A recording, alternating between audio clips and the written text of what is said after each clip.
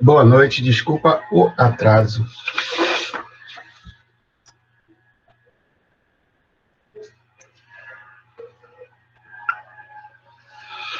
Bom, a gente vai tratar hoje sobre o capítulo 6 do livro.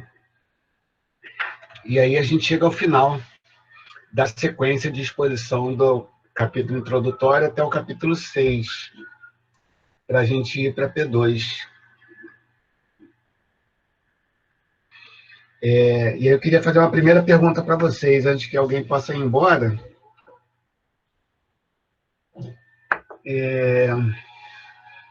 O próximo dia de fazer prova poderia ser dia 18, quinta-feira depois do carnaval. Eu preferia pular para o dia 23.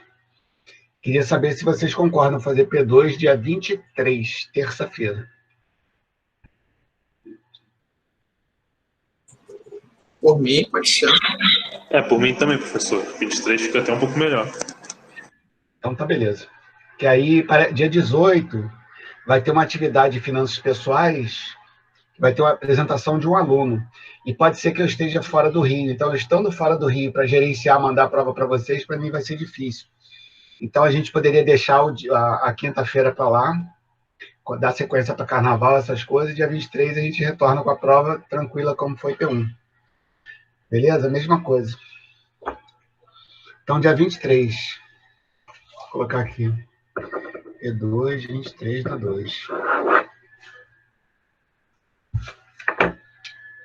Então tá. Vamos para o nosso capítulo 6. Vou ajeitar aqui.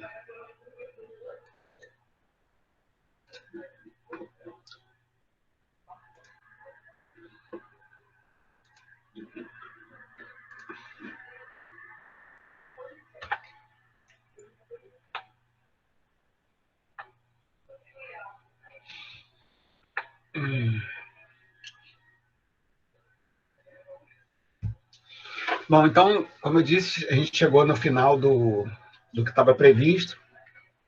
Capítulo 6, influência no processo decisório ético. Lembrando que processo decisório ético é o livro. Aliás, a gente teve a presença do professor Francisco. Foi, para mim, bastante interessante ter tido a exposição dele. É alguém bem mais profundamente conhecedor desse assunto, até porque ele escreveu o livro e tal. E acho que algumas das coisas que ele falou lá vão estar aqui nesse capítulo 6.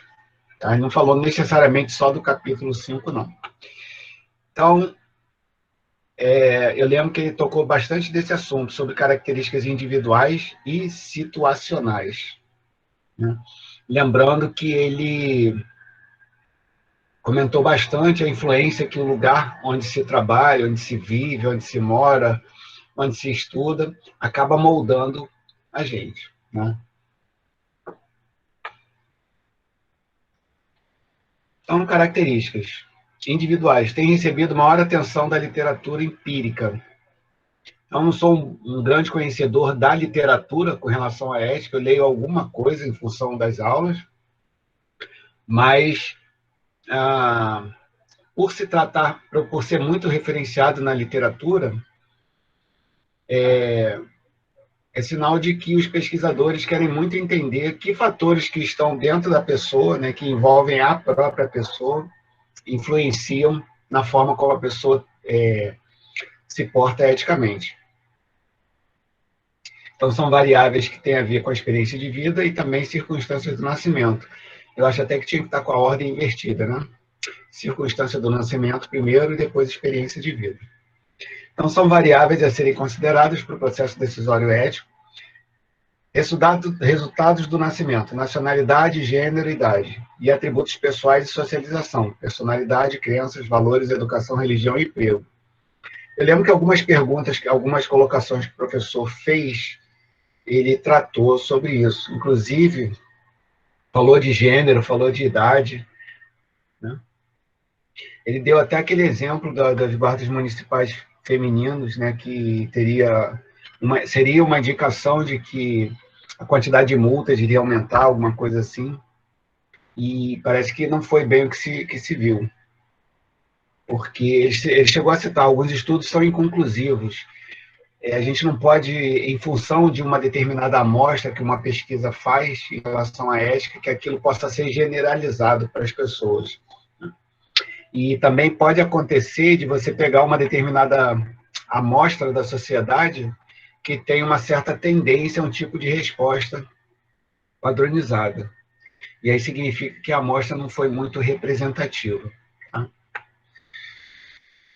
Características situacionais, que ocorrem no ambiente de trabalho, influência de colegas e da alta administração.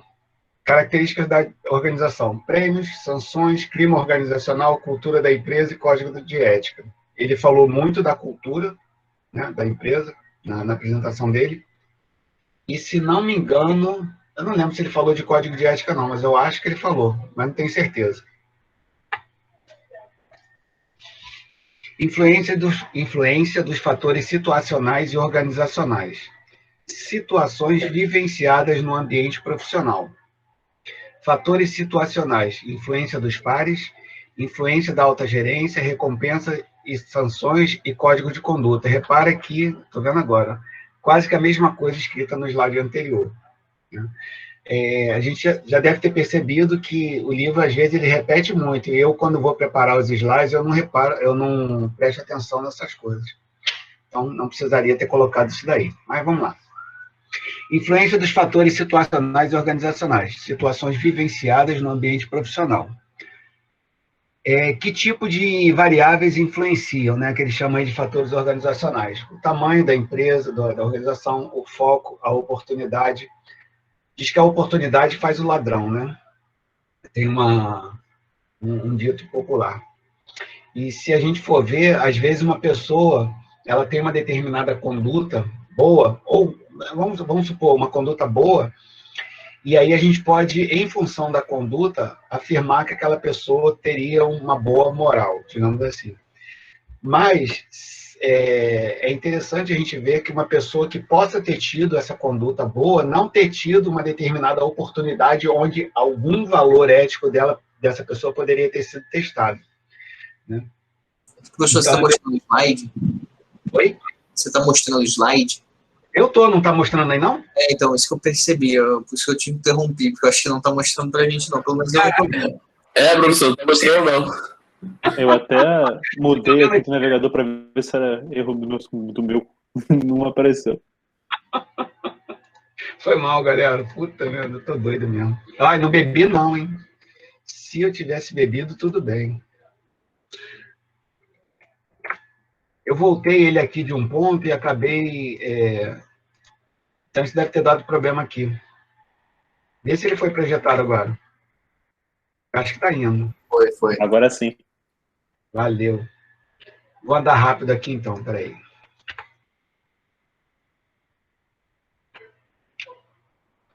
Então, só voltando. Características individuais e situacionais. Esse primeiro slide ele, fala das individuais, né? Tem essa maior atenção da literatura. Eu suponho que seja porque os pesquisadores querem mais saber sobre isso, né? O que tem dentro da gente que leva a determinada conduta. Isso aí a gente viu um pouquinho naquela experiência que eu fiz com vocês, né? Para a gente votar o grau de ética nossa e das outras pessoas. Né? Aquilo é uma verificação empírica, né? A gente coleta informação numa determinada sociedade ou mini-sociedade e coloca os dados. Né? Então, a gente diz... toda teoria necessita de uma verificação empírica. Né? Então, a gente vê que quem é mais velho responde do jeito tal. Então, isso está numa teoria, numa questão teórica qualquer. E aí você vai na prática e vê se aquilo se aplica ou não. Tá? Então, essa literatura empírica ela é muito de observação do ser humano, determinada sociedade. E aí vai para as características situacionais que eu estava ditando. Tá? Prêmios, sanções, clima organizacional, cultura da empresa, código de ética, que o slide seguinte mais ou menos repete. Okay? Cheguei a falar isso. E aí foi aí que vocês falaram sobre... A gente não tinha falado quase nada. Então, os fatores organizacionais que influenciam tamanho da organização, foco, a oportunidade, e aí que eu estava falando sobre, às vezes a pessoa passa uma parte da vida grande sem cometer deslizes. Esse é o Bernardo que está acordado, acho que dá para ouvir aí.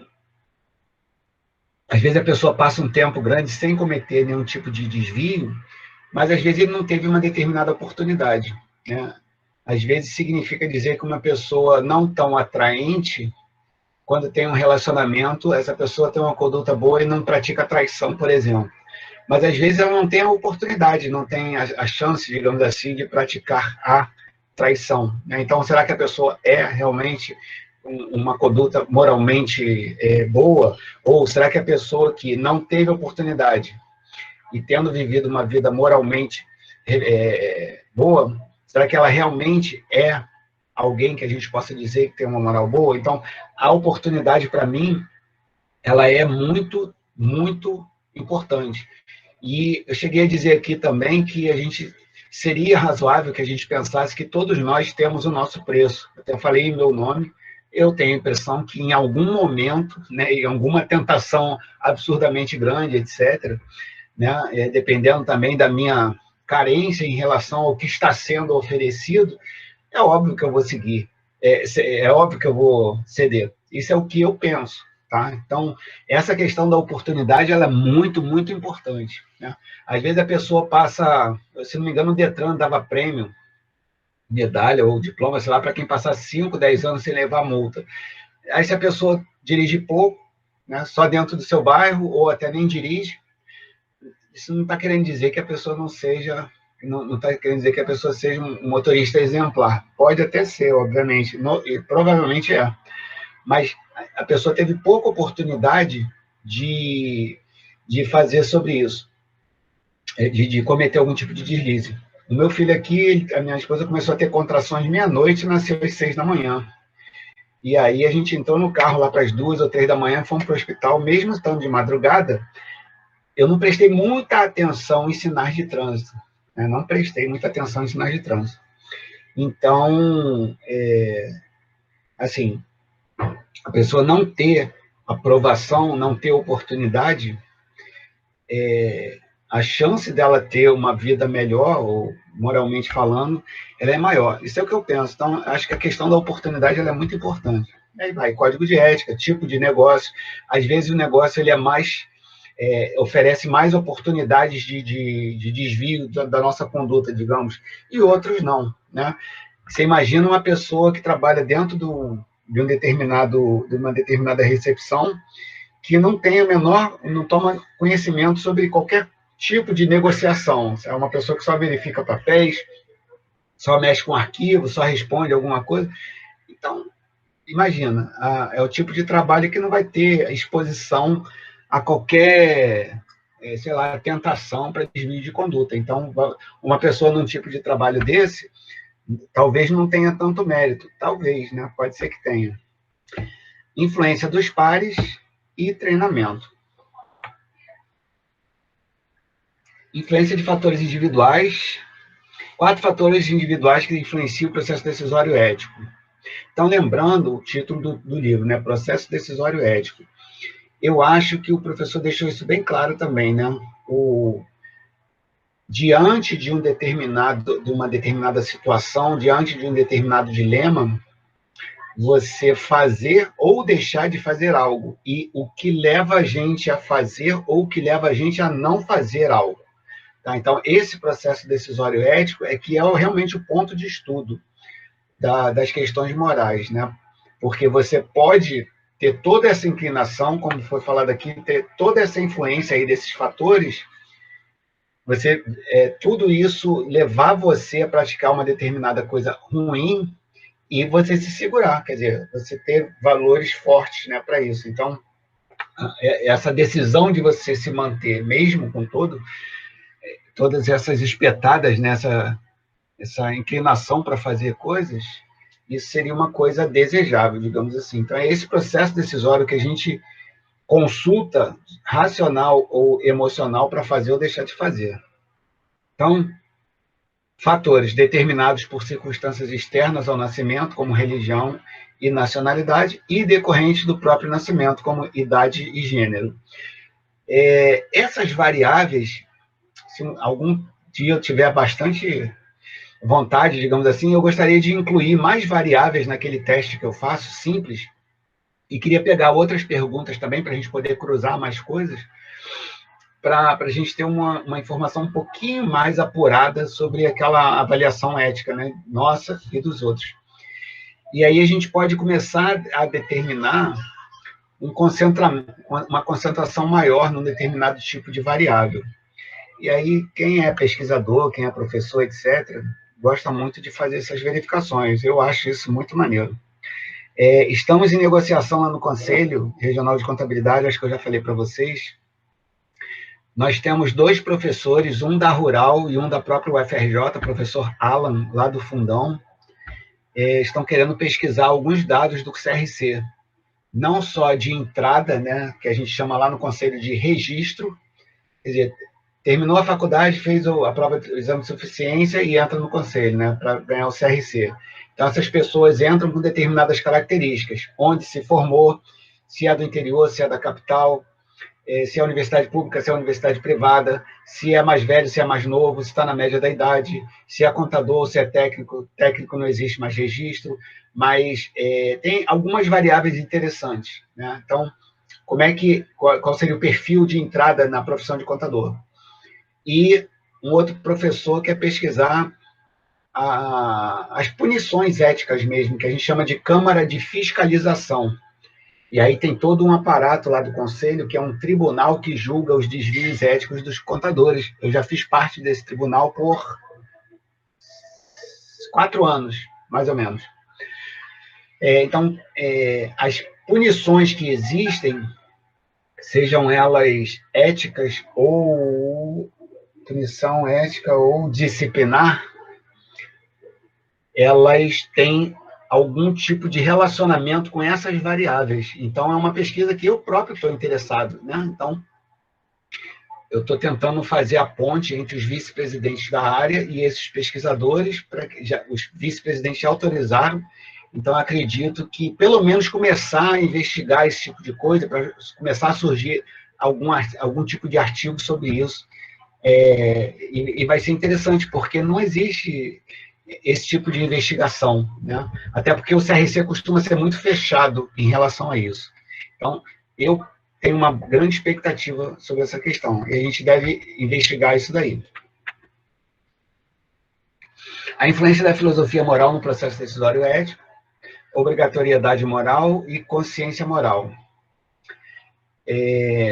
Essa consciência moral, ela tem... Eu lembro de no tempo que eu tive no Exército, por exemplo, tinha uma coisa chamada disciplina consciente, né? Independentemente de alguém estar sendo vigiado, porque sendo militar a gente está sempre sendo vigiado, pelo menos dentro do quartel. Tem muita essa relação de superior e subordinado.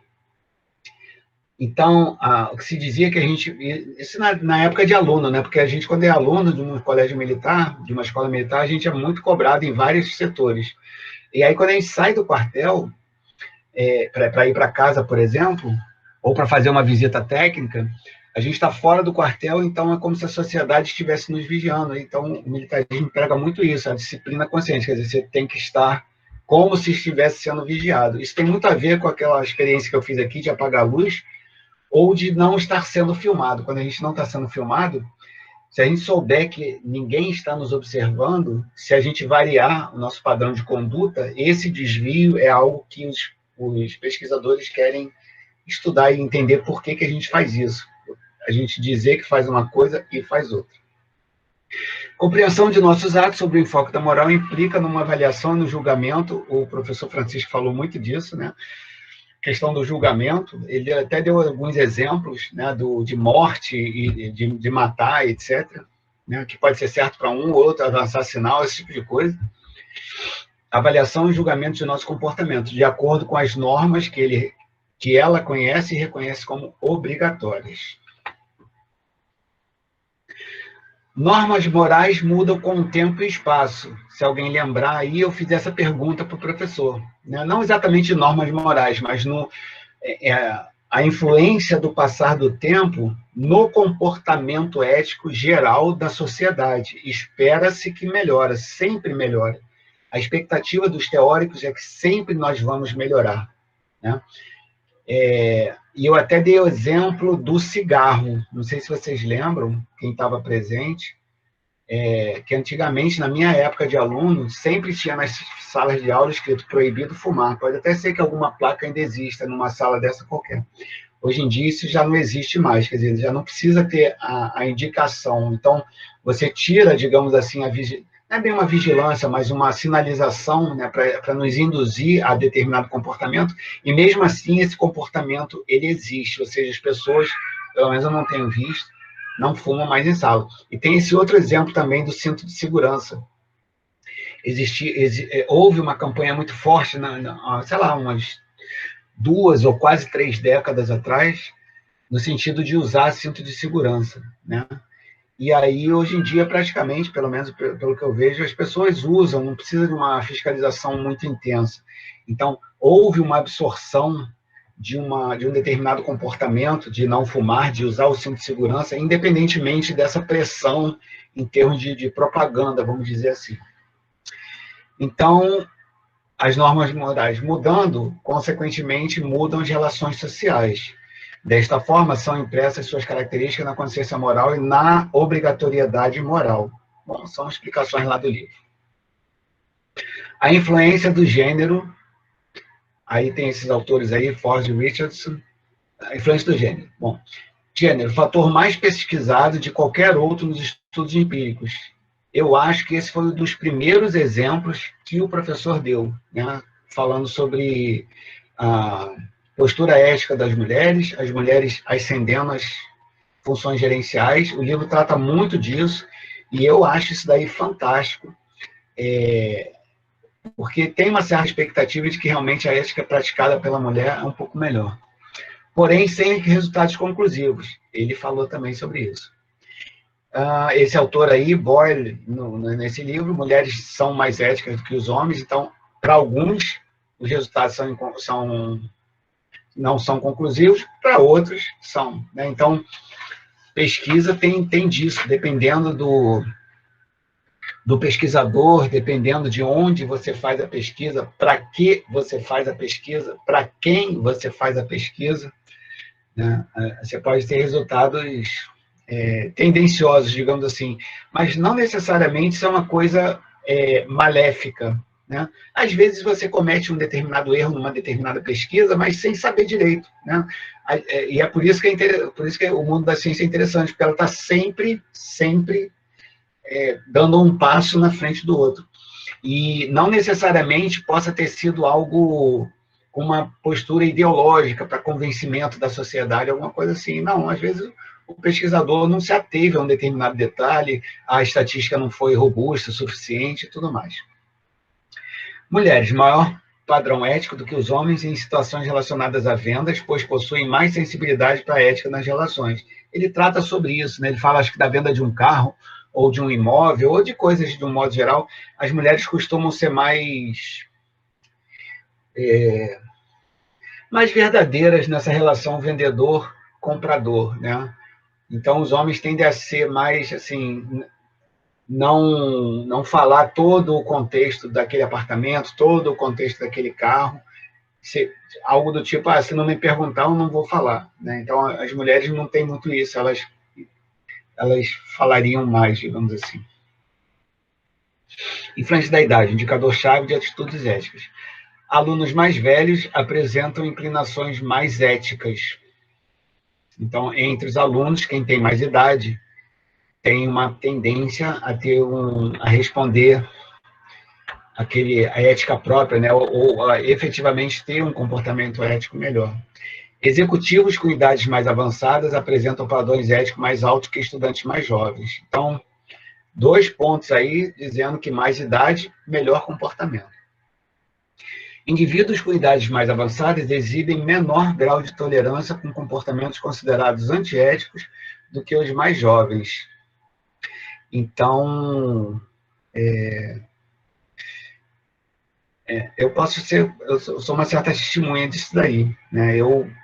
Em função de idade relativamente já um pouquinho mais avançada, tem coisa que eu não tolero mesmo não, né? Então, e para isso até é importante, em função de eu saber dessa minha rabugentice, né? Eu já vá preparado. Se eu passar por um determinado problema, é bom que eu aumente muito o meu poder de suportar determinadas coisas, porque senão a gente vai ficar chato o tempo inteiro. Por isso que gente velha começa a ficar muito chato, né? Eu estou muito chato, obviamente. Então, a gente já sabendo disso, a gente já desconta, né, e já procura se preparar para isso. Sobre o desenvolvimento moral, que sugere a maturação moral do indivíduo ao longo do seu ciclo de vida. Isso até já foi uma pergunta de prova que eu fiz, perguntando o que os alunos entendem sobre isso. Será que a idade necessariamente traz maturidade, né? Será que, em média, pelo menos, né, um grupo de pessoas mais velha e um grupo de pessoas menos velha, né, ou mais jovem, será que esse grupo, na média, tem um comportamento ético melhor em função da idade? Isso é interessante. A influência na formação acadêmica. Gerentes são mais éticos do que os estudantes. Tá? Isso aí foi uma pesquisa que alguém fez, né, sugerindo que a pessoa, quando profissional em atividade, né, teria uma postura ética melhor do que os estudantes aprendendo aquela profissão. Indivíduos nos últimos anos da carreira apresentam mais altos julgamentos éticos. Então, não só o tempo é em relação à idade, mas também em relação a tempo dentro da organização ou dentro de organizações. Então, uma pessoa que tenha passado por mais empresas diferentes, quanto mais diversas forem essas empresas, provavelmente melhor ele vai adquirir habilidades para lidar com diversidades, o que é importante, o que é bom para questões éticas.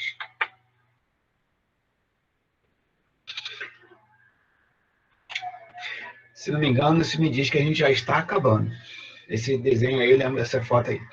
Bom, comparando profissionais de contabilidade com outros superiores de negócios, antes de fazerem um curso sobre auditoria, não encontram diferenças no raciocínio moral entre eles. Entretanto, após o curso, os profissionais de contabilidade em cargos superiores registram valores mais altos do que os demais. Então, num determinado treinamento sobre auditoria, né, uma questão, digamos assim, específica da área contábil, pessoas que fazem esse curso antes de fazer o curso, depois avaliadas depois de fazer o curso, quem é da área contábil, tendo passado por esse treinamento de auditoria, essa pesquisa, mas veja que já está bem distante no tempo, né, 1997, teriam tido uma resposta ética melhor. Então, eu tenho a impressão que o pesquisador aí está querendo medir o fato de você estar fazendo um determinado curso alinhado com a sua formação, e aí você, digamos assim, atravessaria esse processo de estudar absorvendo melhor, nesse caso aí, questões éticas. Né? A gente pensando de maneira diferente, por exemplo, eu tenho outra graduação, além de contador, tenho graduação em ciências aeronáuticas, né? Uma grande frustração da minha vida não ter sido piloto de avião, mas, por exemplo, eu poderia fazer cursos nessa área porque esse mundo da aviação me encanta muito. Então, num raciocínio parecido, bem diferente, né? Parecido que eu quero dizer no caminho, né? Mas diferente em termos de área, é provável, né, que fazer um curso, mesmo que eu tenha uma formação, mas não tenho vivência na área da aviação, eu vá ter comportamento diferente, não sei se melhor ou pior, do que a maioria dos pilotos que fizerem o mesmo curso. Né? E aí pode ir para biologia, pode ir para geografia, sei lá, um monte de coisas. Então, isso daí eu achei fantástico, esse experimento, muito fantástico. Né? A pessoa mediu antes e depois de fazer o curso, quem era ligado à área da contabilidade teve uma resposta ética melhor. Achei isso daí muito bacana. Observações entre gerentes, executivos e estudantes. Algumas pesquisas evidenciaram uma tendência maior por parte dos executivos, gerentes, a comportamentos éticos, enquanto em outras não foram encontrados resultados conclusivos. Bom, em uma parte das pesquisas deu certo o que eles queriam e outras não. Foi mais ou menos isso que ele está falando aí, só que com um monte de palavra complicada. Comparação entre gerentes que possuíam conhecimento técnico daqueles que não possuíam educação técnica específica. Então, o gerentão, que subiu na carreira, entrou como contínuo, então foi subindo até ser gerente, e outro que se formou numa instituição de ensino superior e já entrou como gerente, né? Esses últimos, ou seja, quem não tinha educação técnica, que subiu na carreira, apresentam tendências menores a comportamentos éticos. Então, ó, a galera que estuda, estou entendendo aqui em nível superior, né? Se prepara numa faculdade para exercer gerência, do cara que entrou como contínuo e foi subindo e também exerce a questão gerencial, a ideia é de que esse que veio subindo tem menos tendência a comportamento ético do que quem estuda para ser o gerente. Isso é possível, não lembro desse estudo, também é outro antigo, 1985, que possa ter abordado questões de psicologia, sociologia, lá no curso que o gerentão que veio de baixo aqui não teve, né? Ele aprendeu a ser gerente subindo na escada. E, obviamente, ele não vai ter, não se tem como comparar a experiência de vida dentro da empresa, mas a gente pode, de uma certa forma, entender que a pessoa que estudou em uma universidade talvez tenha mais preparo do que esse cara que veio de baixo. Mas será que tem mesmo? Não sei. Pelo menos esses experimentos aí, em termos éticos, indica que a pessoa que fez a formação técnica teria uma resposta ética melhor.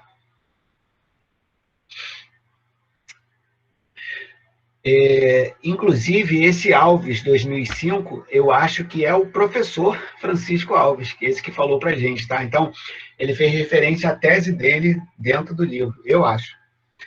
Pesquisa sobre adesão, pronto, é essa mesma. A tese dele é sobre adesão ao código de ética, né? Até que ponto os contadores aderem, né, têm observância ao código de ética.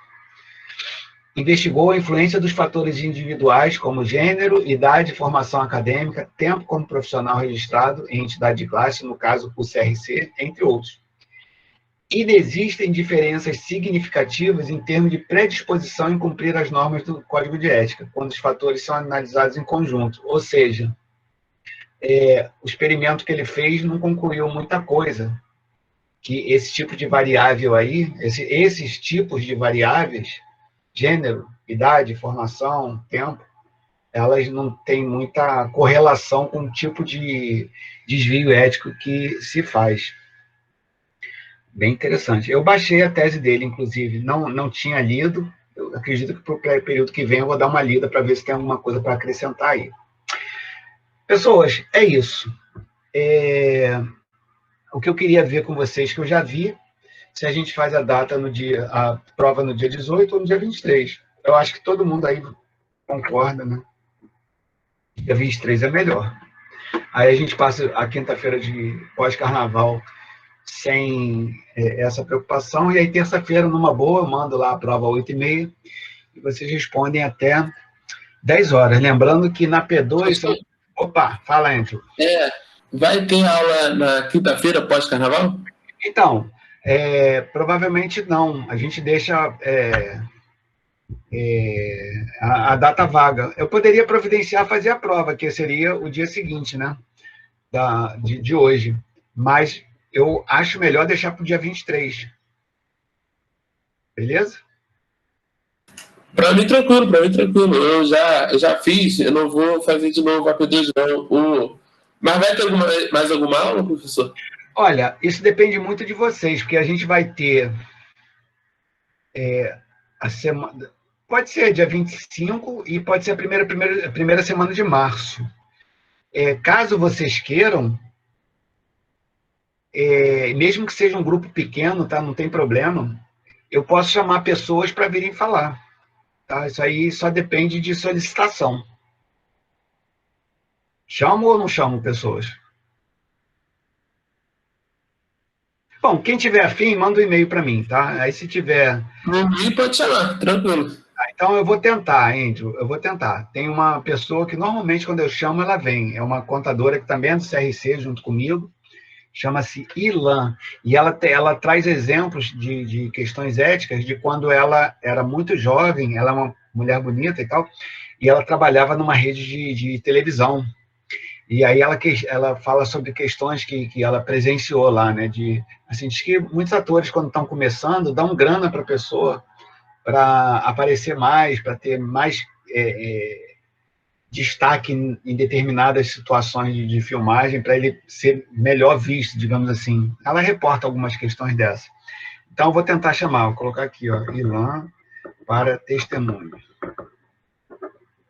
Se eu conseguir, eu aviso vocês. Tá? E tendo pouca gente, não tem problema não. Eu aviso para a pessoa que, às vezes, vem pouca gente. Beleza? Então, a gente termina aqui. Deixa eu ver se tem alguma mensagem que eu tenho que responder. Não. Agradeço a presença de vocês. Espero que vocês tenham gostado. A gente faz a avaliação no dia 23 e acredito que depois do dia 23... além de eu chamar essas pessoas, eu devo ter algum tipo de interação, porque tem gente que vai deixar de fazer a P1, tem gente que vai deixar de fazer a P2, tem gente que entrou no meio do caminho, não estava recebendo mensagem, sempre tem alguma coisa para a gente resolver. Então, assim, a minha intervenção com a turma vai até março, sem problema, tá bom? Então, bom fim de semana para vocês. Confirmando, a gente não tem aula semana que vem, vai ter só de finanças pessoais, tem um aluno que vai dar aula para a gente. Então, a gente se vê dia 23 no dia da prova, tá bom? Bom fim de semana para todo mundo, bom carnaval e até dia 23, se Deus quiser. Valeu, Forte abraço. Valeu, professor. Boa noite. Boa noite.